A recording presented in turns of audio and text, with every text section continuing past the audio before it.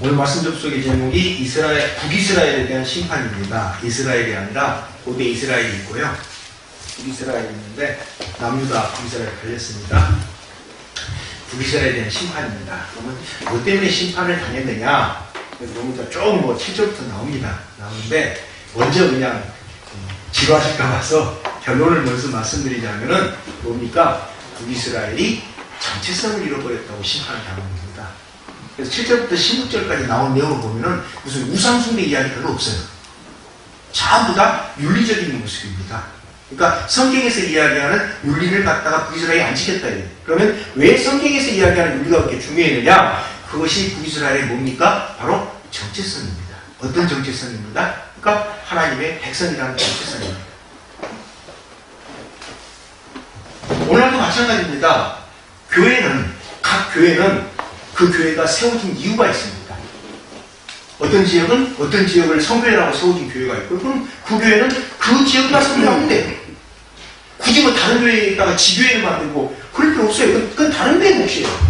지교회를 만들어갖고, 거기도 우리 성교입니다. 아니, 사명받은 지역이 그 지역 성교인데, 왜 다른 지역에다가 또 지교회 가고 같이 통합해가지고, 화상으로 설교를 갖다가 보내고 이럽니까? 그건 성경에 없는 교회입니다.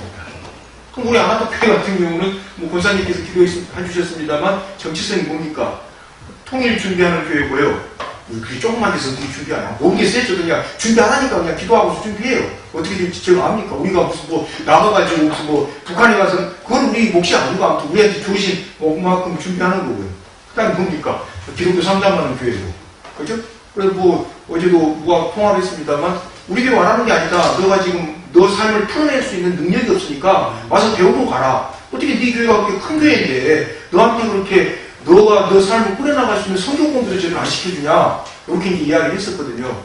근데 어떻게 모르겠어요. 다시 따로 만나봐야 되는지 모르겠습니다만 그거하고 우리 1월 첫째 주일에 말씀드렸던 것처럼 뭡니까? 청소년하고 청년을 위한 교회.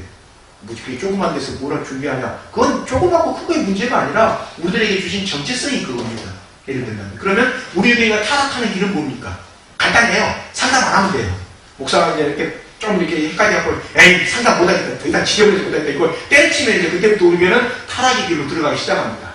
그 다음에, 통일이 뭔 상관이 있어. 나 알아서 그냥 북한 사람 말이 이렇게 되면 그때부터는 좀 더 타락하기 시작해요.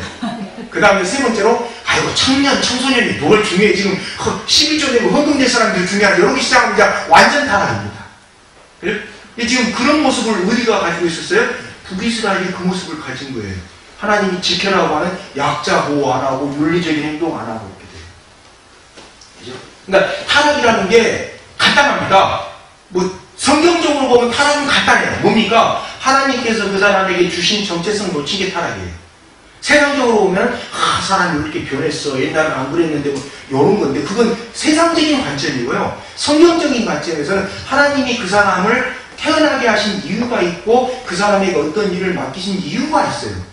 그건 그 사람의 크기 이거하고 상관없어요. 그냥 크게 하든 작게 하든 그 사람이 그 일을 해야 돼요. 제가 늘 고민했던 게 그거거든요. 아니 이렇게 조그마한 교회에서 무슨 통일 선교를 하고 상담을 하고 아니에요. 이거 큰 교회에서도 잘 안 해요. 그래서 이거 허상 아니냐, 잘못 본 거 아니냐.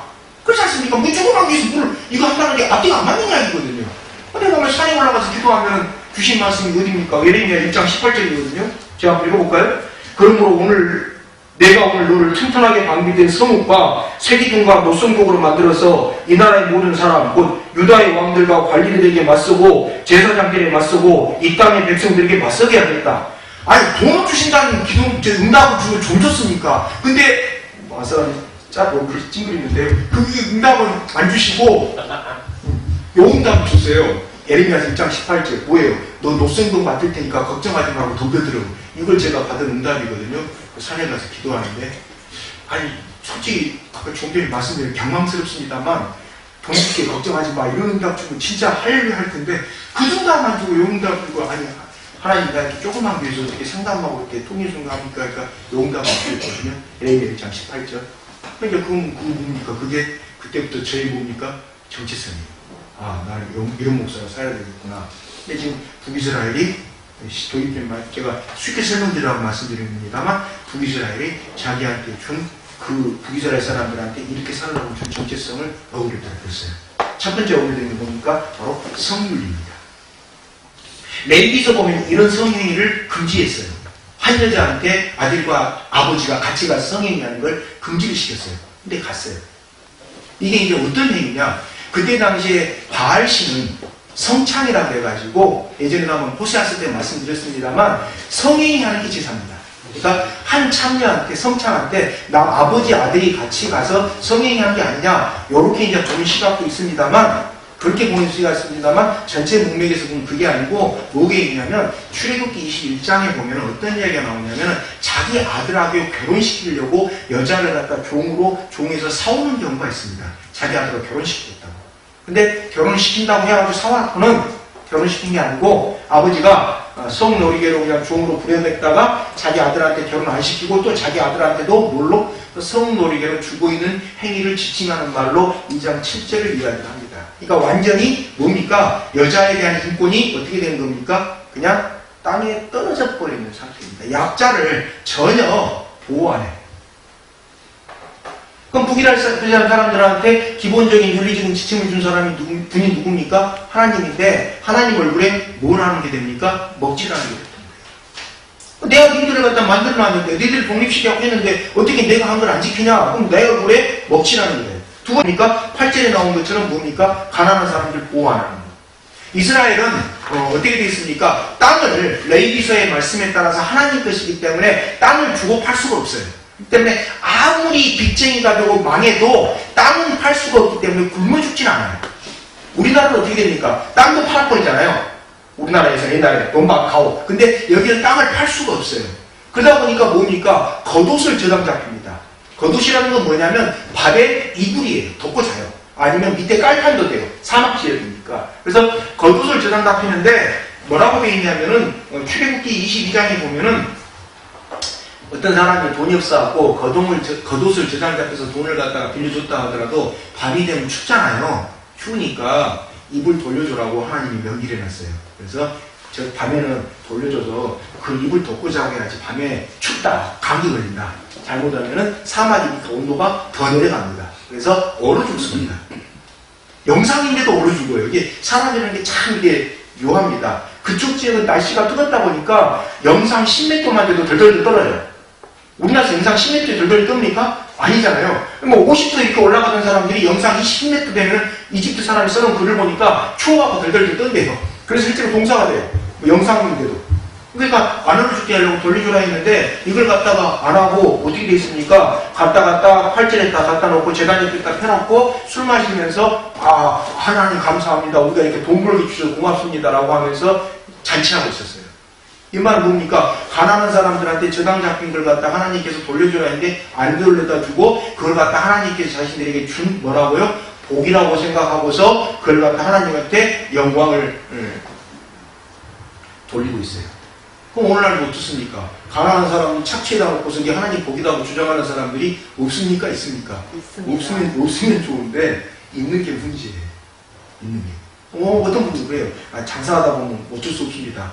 어쩔 수 없어요. 근데 어쩔 수 없다 하더라도 최소한 기독교인이라면 70~80%는 거룩한 장사를 해야 됩니다. 100% 했다. 그럼 거짓말이에요. 100%는 불가능합니다. 그죠? 근데 왜 70~80%냐? 이건 뭐 제 생각이에요. 수미양가에서 우가 80% 아닙니까? 80점 아닙니까? 우리가 수인생까지 힘들어요. 저도 수인생이 아니에요. 그러니까 BJ로는 나와야 되니까 80%.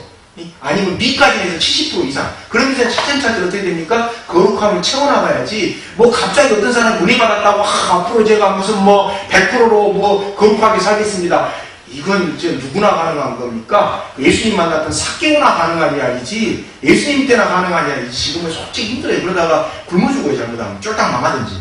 그러니까 처음부터 기준점을 뭐 제일 낮은 단계에서는 50%는 안 되고요. 51%부터 시작해야 되지만 내가 크리스천이 됐다면 거룩함을 최소한 80%, 70% 이상 하면서 이걸 어떻게 해야 됩니까? 계속 거룩함을 늘려나가야 됩니다.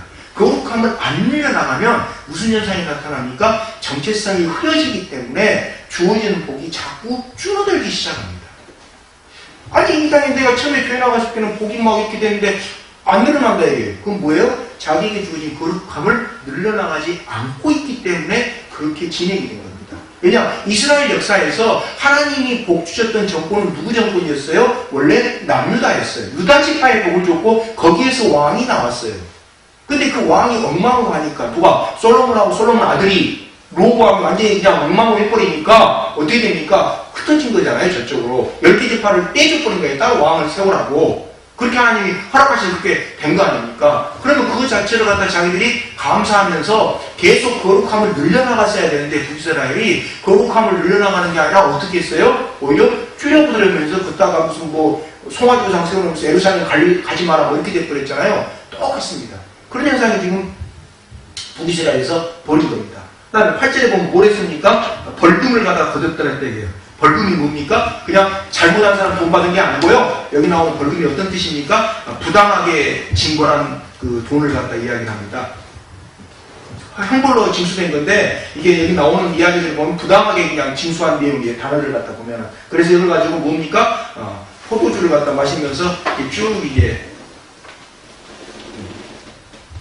잔치를 벌이고 있고 그 안에서 막 하나님 우리한테 복 주셔서 감사합니다라고 하고 있었어요.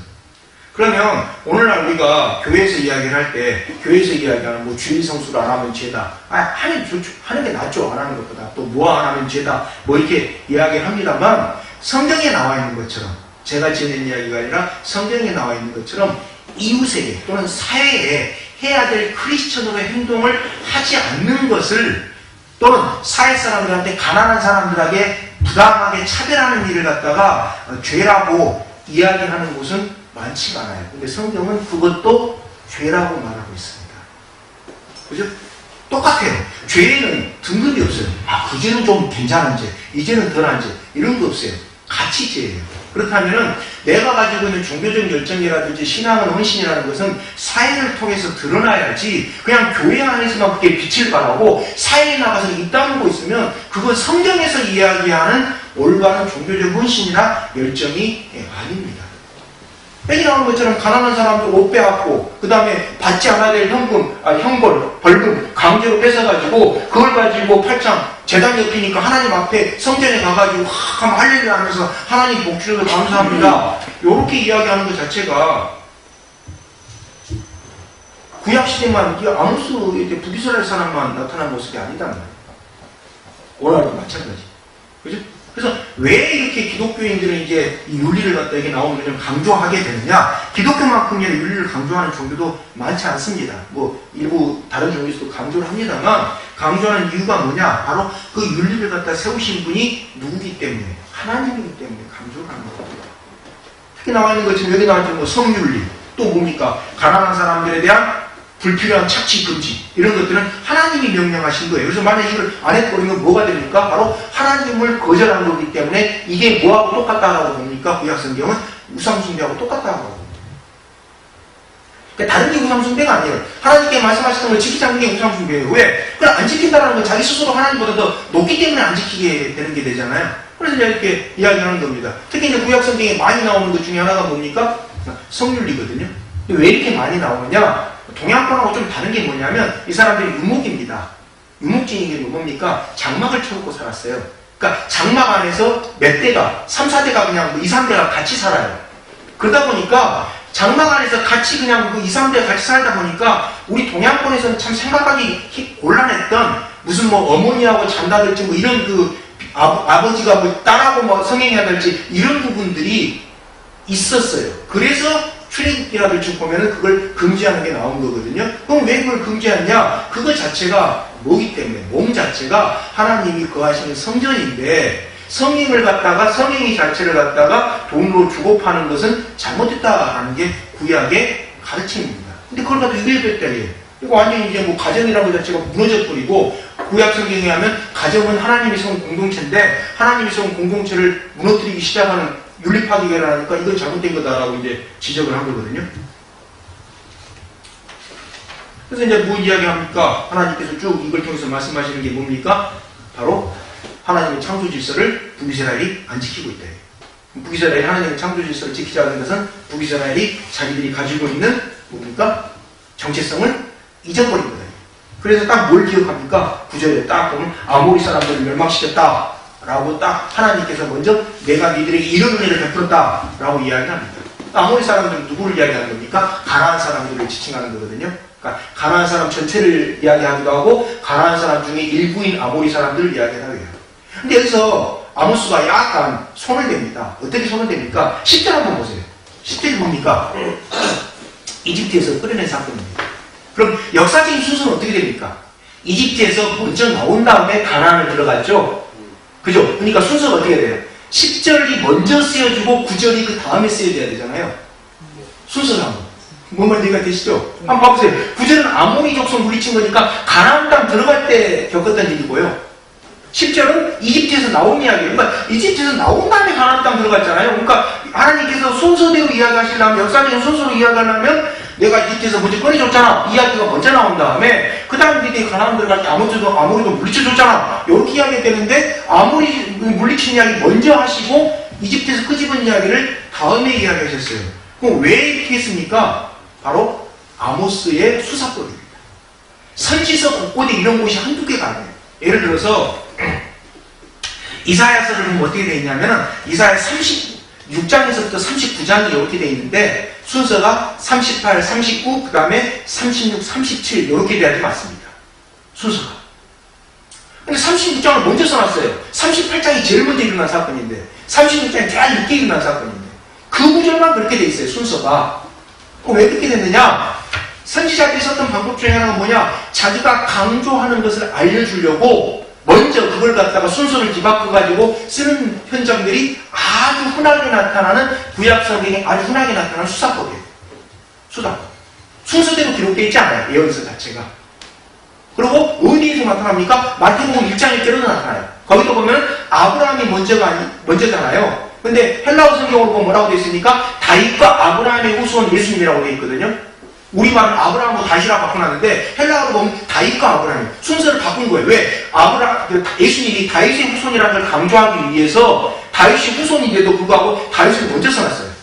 예를 들어서 저희 집 족보를 이야기하는데 정지영, 그 다음에 정경, 저 이름, 정시 이렇게 쓴 거하고 똑같아요. 원래 족보 순서에 가면 저 다음에 우딸이 써야 되잖아요. 그건 뒤바꿔놨어요. 이게 구약 성경에 나와 있는 예언서들의 뭡니까? 수사법. 근데 이게 어디에 굉장히 중요하냐? 예전에 우리가 한번 미 아라토교에서 했습니다만 요한계시록을 이해할 때 굉장히 중요한 지침이 됩니다. 요한계시록이 뭡니까? 계시서잖아요. 예언서잖아요. 예언서이면서 계시거든요. 요한계시록 성격에 보면은 예언서예요. 예언서이면서 편지글이에요. 그럼 요한계시록 안에는 계시로의 묵시로서의 특징도 있지만 뭐의 특징도 있다는 겁니까? 구약 성경이 이야기하는 예언서에서의 기능도 있다라는 말이거든요. 그래서 요한이 보면 계시이자 예언이에요. 그러면 요한계시록도 어떻게 되어 있다는 거예요? 순서대로 일어날 일이 기록되어 있는 게 아니고 요한이 봤던 걸 갖다가 강조하기 위해서 순서를 도치해서 기록했다라는 말입니다.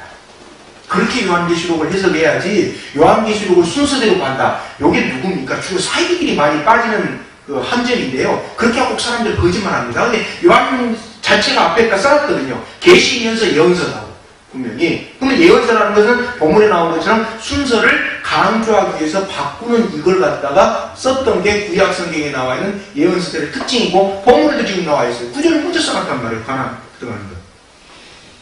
그럼 이렇게 한 이유가 뭡니까? 바로 강조하기 위한 건데 어떤 걸 강조하기 위한 겁니까? 바로 출애굽의 기억을 기억하라는 겁니다. 너희들이 어디서부터 출발했냐 이거예요. 이걸 뭐라고 이야기합니까? 뿌리 경험이라고 이야기합니다. 너희들은 이집트를 나오면서부터 출발했는데 그 이집트를 나오면서부터 출발했던 게 누구로부터 가능했다라는 겁니까? 하나님으로 가능했는데 그 정체성을 너희들이 잊어버리고 뭘 하고 있습니까? 7, 8절에 나와 있는 것처럼 내가 지켜라고 하는 윤리를 안 지키고 있대. 그럼 너희들은 더 이상 내 백성이 아니다. 내 백성이 아니니까 하나님께서 이스라엘에 복을 줄 필요가 있습니까? 없습니까? 없으셨군요. 내 백성도 아닌데 내가 뭐하냐 이렇게 됐거든요. 동양에서 하는 말 중에 죄송합니다. 동양에서 흔히 나오는 그 격언 중에 뭐가 있냐면 현명한 사람들은 역사에서 배우고 좀 우둔한 사람들은 자기 경험을 통해서만 배운다는 말이 있어요. 현자, 하거사, 우자, 하거, 험 이렇게 나갑니다만 자기 경험을 통해서만 배우고 현명한 사람은 역사를 통해서 배워요. 그러니까 역사를 통해서 배우니까 경험을 안 해봐도 아 저건 잘못된 거구나 알아요. 그게 이제 두 번째 단계입니다. 사람이 우둔해가지고 자기 경험을 통해서만 배우는데 이 경험한 것도 까먹어버려요. 어제 분명히 그걸 경험해서 그따가 손을 대면 손이 화상이 된다는 걸 어제 경험했어요. 근데 오늘 기억 안 나고 또 손을 대요. 화상 또 입어요. 뭐 어떻게 됩니까, 이 완전히? 어떻게 돼요? 살기 힘들어요. 지금 누가 그러고 있었습니까? 북이스라엘이 그러고 있어요. 네, 북이스라엘이. 자기들이 경험해가지고, 이렇게 하면 안 되겠구나. 경험해서 배웠다 이거예요. 그런데 또 하고 있어요. 그러니까 하나님의 특징이 뭡니까? 하나님이 본문에 나오는 하나님께서 은혜를 베푸신 건 기억을 합니다. 그런데 내가 너희들한테 이렇게 은혜를 베풀지 않냐? 근데 북이스라엘은 기억을 못해요. 근데 하나님이 기억 안 하시는 게 하나 있어요. 뭡니까? 회개한 사람의 죄는 기억을 안 해요. 그러니까 하나님을 기억 상실증 환자로 만드는 제일 좋은 방법은 뭡니까? 회개하는 거예요. 회개를 하면은 하나님이 기억 상실증 환자가 되셔가지고 기억을 안 해요. 그 사람 죄를 갖다가. 그런데 뭔 기억을 해요? 여기 나오는 것처럼 뿌리 경험에서 나온 것처럼 내가 너희들한테 이런 은혜를 베풀었지 않느냐라고 은혜 베푸신 건 기억을 해요. 그러다 보니까 이제 사람들이 어떤 술수를 씁니다. 어떤 술수를 씁니까? 하나님께 받은 은혜 중에서 일부 자기가 마음에 드는 것만 기억을 해요. 뭐 다른 걸 기억을 안 해요. 지금 이스라엘은 뭘 기억을 안 하고 있습니까? 자기 주머니에 돈 들어온 것만 감사하고 자기들이 어디서부터 출발했는지는 기억을 안 해요. 그러니까 9절, 10절은 기억을 안 해요. 왜? 그걸 기억하려면 어떻게 돼요? 7, 8절 행위를 할 수가 없잖아요.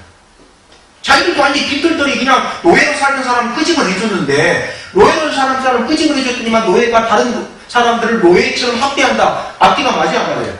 안 맞잖아요. 안 맞으니까 9절, 10절은 기억 안 하고 있고 7, 8절만 감사를 드리면서 하나님 우리가 이렇게 뭐 가난한 사람들한테 우리는 가난한 사람을 안 살고 부자로 살게 해주셔서 감사합니다라고 하면서 제단 옆에 하나님 그 성전에 가가지고 돗자리 펴놓고 감사 기도하면서 뭐 예배는 꼬박꼬박 안 빠지고 드려요. 이 재단 옆에라고 예배는 안 빠지고 드렸다라는 말이거든요. 예배는 안 빠지고 꼬박꼬박 드리면서 우리를 부자로 살게 해주셔서 감사합니다. 이러고 있으면서 우리가 어디서 출발했습니다라는 것은 까마득히 잊고 있어요.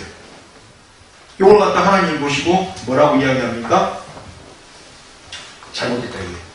잘못됐다라고 하면서 9절에 나온 아모리를 이야기합니다. 가나안에 들어갈 때 이스라엘 사람들이 가장 힘들게 싸웠던 가나안 족속이거든요. 그거 내가 물리쳐줬잖아.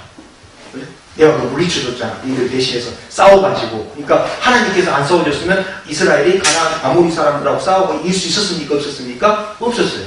물리쳐줬잖아. 그 다음에 너희들 이집트에서 어떻게 나왔어? 나 아니었으면 나올 수 있었어? 없었어? 없었잖아. 나왔어. 그 다음에 이게 어떻게 했어요? 11절에 너희들이 잘못된 길을 가봐서 누구를 세워놨어요? 나신을 세웠고 그 다음에 11절에 또 누가 나오니까 12절에 예언자를 세워줬잖아. 왜? 가다가 잊어먹으니까 제대로 된 길을 가라고. 그죠? 여기까지 해줬는데 이 사람들한테 어떻게 대합니까? 13절에 나온 것처럼 12절 13절에 나온 것처럼 나신한테는 뭐래요? 포도주를 먹이고 그 다음에 예언자들한테는 뭐랍니까? 예언하지 말라 이게. 이게 뭔 말입니까? 민수기 6장에 보면 나시린의 규례가 나옵니다. 나시린은 세습제가 아니에요. 자원해가지고 하나님한테 드리는 사람으로 드려진 사람으로 살겠다는 그런 소원이에요. 그래서 구약 성경을 쭉 보면 나시린에 대한 소원이 제사장보다 더 엄격합니다. 나시린이. 또 어떻게 보면 어떤 분은 그렇게 표현하더라고요. 구약 성경에 있는 가장 순수한 소원이다. 왜? 나시린이 됐다고 해서 제사장이 되는 것도 아니에요. 무슨 특별한 무슨 뭐라고 해야 되나요? 무슨 고난이 주어지는 것도 아니에요. 권력이 주어지는 것도 아니에요. 그냥 자기가 하나님한테 헌신하게 살겠다. 이게. 그래서 이 나시린으로 대표적으로 유명한 사람이 누가 있습니까? 사무엘. 사무엘 선지자는 나시린이고 선지자고 사사고 그랬거든요. 최후의 사사, 최초의 선지자. 그러면서 나시린. 왜? 한나가 너무 감사해가지고 아이를 임신하자마자 하나님께 드리겠다고 나시린으로 드리겠다고 서약을 했어요. 그래서 사무엘 같은 거 어떻습니까? 꼬맹이 때 그냥 엘리 제사장 제껴놓고 하나님이 제사장을 제껴놓고 사무엘에게 나타나잖아요. 그 정도의 이제 사람인데 그런 사람들이 나시린이에요. 나시린을 보낸 이유가 뭡니까? 이스라엘이 제대로 된 길을 가라고. 근데 나시린한테 금지되어 있던 10절에 나온 것처럼 포도주를 먹었다 해요. 나시린은 술을 못 마시게 되어 있거든요. 포도주를 금하게 되어 있어요. 물론 삼손처럼 나시린이 소원을 했지만 그냥 엉망하게 살아보는 사람도 있습니다만 아니에요, 전체적으로. 이 말은 이제, 나시린한테 포도주 먹였다는 것은 오늘날 이야기하면 뭐가 됩니까? 목사한테, 룸사롱 가가지고 여종과 함께 수작거리를 하고 강요하는 거하고 똑같아요. 그게 이제 나신한 순덕의 행동입니다. 자, 두 번째, 예언자한테 예언하지 말라고 하면 뭡니까? 간단해요. 저한테 성경 가르치지 말라고 이야기하는 거하고 똑같아요. 예언자라는 건 누구예요? 하나님한테 말씀을 받은 사람들이잖아요. 자기가 받고 싶어 받는 게 아니잖아요. 그죠? 외축을 하고 외천하고 해서 외친 사람들 아닙니까? 제가 그 이단 사입들한테 가장 많이 압박받는 게 뭐냐? 상담하지 말아요. 저보고 자기들한테 종교의 자유가 있대요. 그럼 저는 뭐라고 이야기합니까? 그러면 종교의 자유가 있는 대신에 종교 비판의 자유가 있다. 그렇잖아요. 기독교 비판 많이 합니다. 모르는 사람들. 많은 사람들은 저처럼 그냥 기독교에 그냥 이렇게 폭 빠져갖고 예수 믿고 가지만 안 믿는 사람들은 비판해요. 그렇지만도 불구하고 어떻게 됩니까? 진리는 비판을 받으면서 살아가는 거거든요. 진리가 비판을 이길 힘이 없으면 그건 진리가 아니에요. 기독교 비판했다고 기독교가 지금까지 없어졌습니까? 계속 있잖아요. 아까 뭐 성경 공부 시간에도 말씀드렸습니다만 종교가 필요 없다라고 그렇게 많은 사람들이 외쳤습니다만 그 사람들이 어떻게 됐어요? 백년간도 멸망돼버렸잖아요. 예? 막스가 쓴 유명한 책이 뭐 중에 하나 있습니까? 막스가 쓴 종교론이라는 책이 있습니다. 제가 대학교 때 읽었습니다만 거기 보면 딱 뭐라고 나옵니까? 종교는 인민의 아편이다라고 유명한 전제가 나오거든요. 아편이 뭐예요? 마약이거든요. 사람을 중독시킨다 이거예요. 의지를. 근데 그 막스님이 어떻게 됐어요? 70년 만에 그냥 쫄딱 망했잖아요. 예? 그러니까 종교가 필요 없다라고 주장했던, 기독교가 인민의 아편이다라고 주장했던 사람들은 망하고 없고, 아편이라고 불리는 기독교는 뭐 승승장구까지는 아니지만 계속 어떻게 됐습니까? 그 정체성을 유지해 나가고 있다 이거예요. 마찬가지라는 거예요. 이게 종교에 자유가 있다면 종교의 비판도 자유가 있는 게 현실이에요. 뭐 나중에 천국에 가면 하나님 비판할 자유는 없겠죠. 거기까지 가서도 천국까지 가서 하나님 비판할 사람이 있습니까? 그럼 천국을 안 가야 되겠지만 제가 막다드리는 문제가 그 문제거든요. 이 구절이 바로 그 이야기입니다. 기독교인한테 성경대로 살지 마라. 기독교인한테 성경을 말하지 말라. 기독교인한테 성경의 가르침을 말하지 말라 라고 하는 것은 뭐에 해당되는 겁니까? 사이비들이 스스로 사이비다라고 증언하고 돌아다니고 있는 행동하고 똑같아요. 자기들이 사이비가 아니라면 저한테 연락을 해서 아니 전화를 해서 성경 가르치지 말라고 할 필요가 없잖아요. 제가 그때 한 말이 있거든요. 아니 당신들이 성경 제대로 가르치면 당신이 있는 사람들이 와서 나한테 성경 교육이 없잖냐 이렇게 이야기했거든요. 그랬더니만 이제 육두문자로 돌려놨더라고요 갑자기. 근데 그 현장이 언제 있었습니까? 오늘날에만 있었던 게 아니라 본문에 나온 것처럼 아모스 시대에 있었다는 겁니다. 북이스라엘에서 그러고 있었어요. 가장 순수했던 나시린 소음까지 흐트러 버렸어요. 이건 아까 말씀드렸던 것처럼 뭡니까? 북이스라엘이 완전히 자신의 정체성을 잃어버리고 하나님의 백성이 아닌 그냥 어떤 백성인지 모르겠지만 자기들이 생각하는 대로 살아가기 시작했다는 거예요. 자, 그러니까 이제 하나님이 어떻게 됩니까? 13절부터 너희들을 짓누르겠다 이거예요. 그러면서 그게 어떻게 됩니까? 16절까지 쭉 모습이 나옵니다. 어느 정도냐? 16절 용사 가운데서 용감한 자도 그날에는 벌거벗고 도망간다 이거예요. 이게 뭔 말입니까? 도망가려는데 뭐가 걸립니까? 무기가 걸리작걸작 해요. 무기 들고 도망가려면 힘들잖아요. 그러니까 무기 내버려 두고 도망간다는 겁니다. 왜? 하나님이 겁이 나서. 이걸 오늘날 현대말로 바꿔보면 어떻게 돼요? 특수부대 사람들 있잖아요. 특수부대 사람들이 갑자기 적군 왔다고 팬티바람으로 도망가는 모습하고 똑같습니다. 실제 그런 모습입니다. 왜? 하나님이 누구를, 북이스라엘을 어떻게 합니까? 대적을 합니까? 그러니까 15절에 나온 것처럼 활을 가진 자도 버틸 수 없고 바르지 않는 자 피할 수 없고 말을 탄 자도 제 목숨을 건질 수 없다. 말을 탄 자라는 건 뭡니까? 구약시대 이때는 기병이 보병 몇 명을 담당합니까? 기병 한 명이 보병 보통 10명을 감당합니다. 그래서 군사학적으로 숫자로 보면 기병 한 명당 보병 10명이기 때문에 기병 100명이면 보병 1000명에 해당되는 그런 전투력을 지닙니다. 보통 1대 15 계산하거든요. 군사학에서. 그러니까 그 다음 칼보다 활이 더 이제 멀리 있을 때는 더 유력한 무기인데 최첨단의 무기를 가진 사람들도 15절 말씀은 무슨 뜻입니까? 최첨단의 무기를 가진 사람들도 그날은 어떻게 돼요? 도망간다 이거예요. 왜? 하나님이 누구를? 북이스라엘을 대상으로 해서 싸우시기 때문에. 분명히 이 앞부분에서 뭐 그냥 에돔도 있었고 누굽니까? 여기 보면은 두로도 있었고 또 뭐 이렇게 쭉 길르가 건축건데 하나님께서 심판하셨지 않습니까? 유다도 심판하셨고 막 이렇게 쭉 심판하셨는데, 그죠? 사마리아 이렇게 쭉 베델론 이렇게 2절에서 보면은 다마스쿠스 이런데 심판하셨잖아요. 그러다가 이제 본문으로 들어와서는 북이스라엘을 심판하시면서 앞에서 심판하셨던 것보다 어떻습니까? 더 강렬하게 심판을 선포합니다. 앞에 있던 것보다 강렬하게 선포하는데, 강렬하게 선포된 방법이 뭐예요? 하나님께서 직접 북이스라엘을 대적하시겠다. 하나님께서 직접 북이스라엘을 대적하시는 것보다 더 강렬한 하나님의 심판은 없어요. 하나님 대적하면 어떻게 이깁니까? 힘들어요. 그래서 특징이 뭐냐? 13절부터 16절까지가 분명히 하나님이 심판하시는 건데, 누가 이스라엘을 공격하는지, 이스라엘을 공격하는 사람의 군대의 모습을 서술을 안 해놨어요. 여기는 분명히.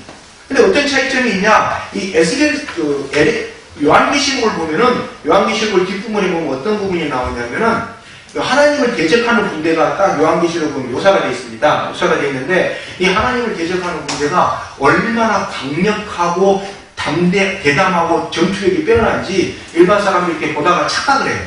착각을 해가지고, 야, 저 정도의 군대라면은 감히 우리가 대적을 못하겠다라고 어떻게 해요? 그냥 항복을 해버려요.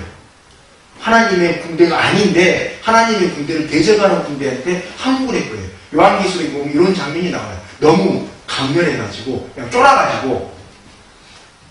근데 그거하고 대척이 됩니다. 지금 대척이 된다는 건 그거하고 상대적입니다. 여기 나오는 군대는 얼마나 강렬한지 분명히 뭔데, 군대를 가지고 통과하는 뭡니까? 그런 모습이 안 나와 있어요. 통과하는 사령관이 누군지 안 나와 있어요. 요한계시록에 보면 분명히 하나님을 대적하는 군대의 총 우두머리가 누군지가 나와 있거든요. 근데 본문에는 안 나와 있어요.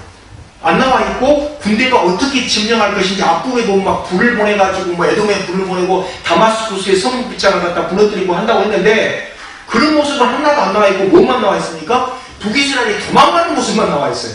군대가 어떻게 벌할 것이다라는 모습은 안 나와 있고. 이게 바로 아까 말씀드렸던 아모스의 수사법입니다. 그러니까 하나님이 이렇게 강하게 북이스라엘을 심판하시다 보니까 뭐라고 그 북이스라엘을 심판하시는 모습을 아모스가 표현할 방법이 없어요.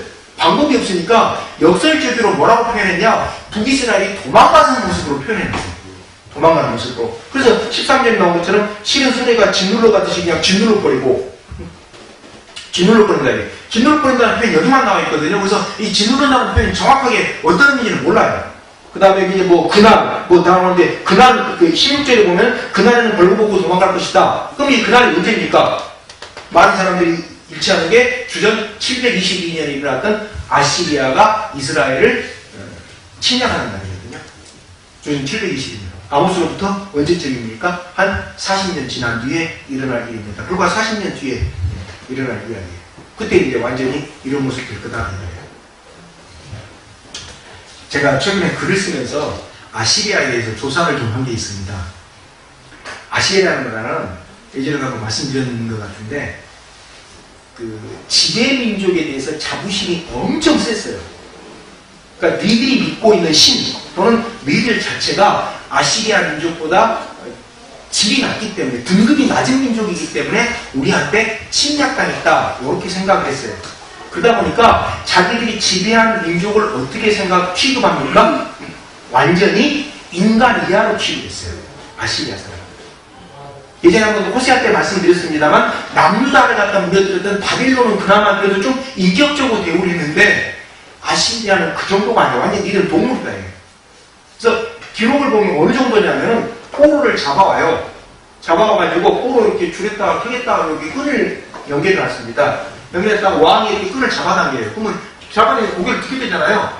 들게 되면 왕이 창을 던집니다. 어디다가? 포로 눈에다가. 그러니까 포로의 눈이 표적이에요. 이게 놀이에요, 이게.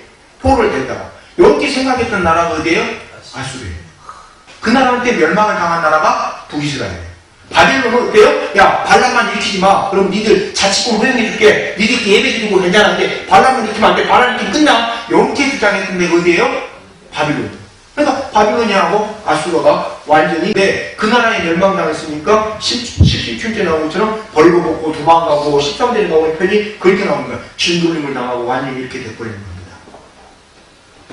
그래서 결론이 뭐냐? 아까 제가 서두에도 말씀드렸습니다만 왜 도대체 북이스라엘이 이런 끔찍한 형벌을 받게 되느냐? 멀지도 않아요. 이때부터 딱 40년 뒤에요. 아모스로부터. 우리 앞에 가면 호세아로부터는 30년 뒤고 40년 뒤를 못 내다보고 북이스라엘은 눌러라 하고 막 그냥 뭐 감사합니다. 우리들이 복 주셔서 감사합니다. 이때가 또 한창 또 전성기였잖아요. 중개부에게 돈 엄청나게 벌었던 때였거든요. 북이스라엘이 그러고 있었다 이거예요. 근데 하나님은 뭘 준비하고 있었어요? 심판을 준비하고 있었어요. 그러시면서 하시는 말씀이 너희들이 이래서 심판받는다라고 하시는 내용이 보면은 분명히 남유다하고 다른데 남유다는 뭐 우상숭배, 주로 남유다 우상숭배 이쪽이 많아요. 11개 때 보면은 왜 비로성신했다가 예배드렸냐, 또 뭐 몰록신했다가 왜 네 아들을 바쳤냐, 요것 때문에 남유다는 많이 심판을 당했어요. 11개 쭉 보면은. 근데 여기 나오는 북이스라엘은 그게 아니고 뭡니까? 사회적인 윤리를 지키지 않고 있다고 심판을 받았어요. 그게 뭐하고 똑같으니까? 우상숭배하고 똑같으니까. 그게 지금 이쪽에 포커스입니다. 그래서 뭐예요? 그것이 결국 뭘로 연결되기 때문에 정체성하고 연결돼요. 오늘하고 똑같습니다. 우리가 크리스천으로 아까 제가 모두에 말씀드린 서두에 정체성을 이야기했습니다만 우리들이 각자 크리스천이라면 크리스천으로서 지켜야 될 정체성이 있어요. 그 사람마다 같은 부분이 있고 다른 부분이 있어요. 어떻게 다 똑같습니까? 똑같지 않아요. 달라요. 저하고 무슨 용철 밥사가 같습니까? 달라요. 달라요. 성격도 다르고. 그죠? 근데 같은 부분이 있어요. 같은 부분은 뭡니까? 같이 공동체로 간다라는 거예요. 그건 같아요. 근데 나머지 건 또 달라요. 근데 같이 공동체를 이루고 가야 된다. 그러니까 같이 크리스천으로서 공유하는 정체성이 있고 개별적으로 놀아가야 되는 정체성이 있는데 우선권은 뭐에 주어집니까? 공통적으로 공유해야 되는 정체성이 먼저 우선입니다. 내가 크리스천이라면은 크리스천으로서 반드시 먼저 해야 되는 정체성이 있어요. 그걸 먼저 해야 돼요. 그걸 제껴놓고 나는 크리스천이지만 이런 개성을 하나님한테 물려받았어 라고 해서 그걸 우선해버리면 뭐가 됩니까? 7, 8절에 나온 것처럼 하나님 이번에 나한테 복 주셨어. 그래서 이렇게 내가 헌금 바쳤어. 헌금도 내고 뭐도 했어. 했는데 보니까 그 헌금한 내용이 뭐예요? 남한테 사기친 거예요. 그럼 이제 앞뒤가 안 맞잖아요. 그래서 이스라엘 보고 하나님이 징벌을 한 겁니다. 야, 너희들은 네 정체성 잃어버렸어. 너희들이 이런 정체성 잃어버린 이상 너희들은 내 백성이 아니야. 내 백성이 아니니까 내가 너희들을 보호할 필요 없어. 보호할 필요 없어. 내가 언제 너희들 보고 그렇게 살라고 했어. 너희들 가나안 들어갈 때 내가 이렇게 도왔고 이집트에서 이렇게 끌어놨는데 결국 이렇게 살려고 했어? 이게 말이 안 되잖아. 그래서 내가 심판할 거야. 어떻게 나온 것처럼 14, 15, 16절 나온 것처럼 이렇게 완전히 그냥 뭐 팬티만 입고 도망가고 뭐 그때 당시 최고의 무기 무용지물로 만들어버리게 심판할 거야. 이렇게 선포한 게 북이스라엘에 대한 심판입니다. 끝으로 한 가지만 제가 첨가드리겠습니다. 뭐냐? 14, 15, 16절에 나오면서 제가 생각났던 부분인데요. 한국에서 나오는 이단 중에 이상한 이단, 사이비가 어떤 사이비가 있었냐면은 하나님께 경호천사가 있다라는 사이비가 있었습니다. 근데 하나님께 경호천사가 있다라는 말이 맞습니까? 틀립니까? 틀려요. 왜 틀립니까? 하나님이 경호원이 필요합니까? 아니 무슨 하나님이 국가 총리예요? 아니 무슨 그 대통령이에요? 대통령이나 총리는 경호원이 필요해요. 하나님이 가면 대적할 군대가 없는데 하나님한테 누가 대적을 해서 하나님한테 경호천사가 필요합니까? 제가 그렇게 비판했더니만 교리를 살짝 바꿨더라고요. 어떻게 바꿨냐 했더니만 경호천사가 하나님을 경호하는 게 아니라 인간, 아담 하와를 경호하는 경호천사예요. 그게 말이 안 되거든요, 또 그게. 근데 아담 하와는 어디 살고 있었습니까? 에덴에 살고 있었잖아요. 에덴에가 경호원이 필요합니까? 경호는 언제 필요해요? 우리 같은 사람들한테 필요해요. 우리 같은 신약시대 예수님 믿고 따라가려고 하는데 자꾸 흔들리는 사람들. 이 사람들한테 사탄이 침범할 수 없이 경호원이 필요한 것이지 무슨 에덴 동산에가 무슨 경호천사가 필요해요. 맞아요? 안 맞아요. 에덴 동산에 무슨 경호천사가 필요합니까? 그러니까 이게 이렇게 봐도 안 맞고 저렇게 봐도 안 맞아요. 하나님한테 경호천사가 필요하다는 말도 안 맞고 왜? 14절, 15절, 16절 보세요. 그냥 하나님이 가니까 도망가 버리잖아요. 그냥 쫄아가지고. 근데 무슨 하나님한테 경호천사가 필요해요? 또 에덴 동산에 그 에덴 동산에 경호천사가 필요한 거 에덴 동산이 에덴 동산이 아니죠. 이렇게도 않고 저렇게도 안 맞아요. 근데 왜 그렇게 그걸 경호천사하고 있다라고 주장합니까? 그게 그 교주가 한 이야기가 아니고 그 전에 그 교주의 모태가 됐던 모 교회에서 주장한 걸 갖다 베낀 거거든요. 베끼다 보니까 앞뒤도 안 맞고 갖다 주장하고 있어요. 어디 이런 거 여러분 상상이 맡기겠습니다. 어디예요? 한 두 곳이 그렇게 주장해요. 두 곳이. 전혀 안 맞아요. 왜 제가 이 이야기를 첨가하냐? 13절에서 16절을 보는데 딱 그 생각이 나더라고. 야, 하나님이 가면은 아예 그냥 사람이 쫄아가지고 그냥 도망가는구나. 그죠? 그래요. 하나님이 나타나셨는데 안 쫄아갖고 당당히 나설 수 있는 분은 누구밖에 없습니까? 예수님밖에 없어요. 그래서 예수님의 의가 필요한 겁니다. 네. 우리가 우리의 의로 하나님을 갖다 맞대면 합니까? 못해요. 제가 사이비 교주들 보면 어떤 사람은 자기가 하나님을 만났대요. 진짜로 기록에 가면 자기가 예수님도 아니고 하나님을 만났대요.